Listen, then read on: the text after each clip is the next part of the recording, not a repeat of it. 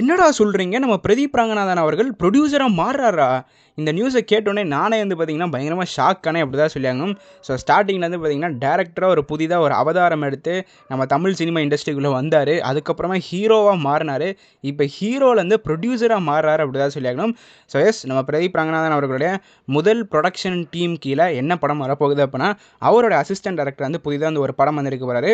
So அந்த படத்தை இவர் வந்து பார்த்தீங்கன்னா ப்ரொடியூஸ் வந்து பண்ண போகிறாரு. ஸோ அந்த படம் வந்து பார்த்தீங்கன்னா ஒரு ஃபீமேல் சென்ட்ரிக் படமாக வந்து இருக்கும் போது அந்த படத்திற்குரிய ஹீரோயினாக வந்து பார்த்திங்கன்னா நம்ம மமிதா பைஜு அவர்கள் தான் நடிக்கிறாங்க. கிட்டத்தட்ட இவங்களை நம்ம ஹீரோயின்னு சொல்லலாம், இல்லைனா ஹீரோன்னு சொல்லலாம். பிகாஸ் வந்து பார்த்திங்கன்னா இது ஃபீமேல் சென்ட்ரிக் படம்னால.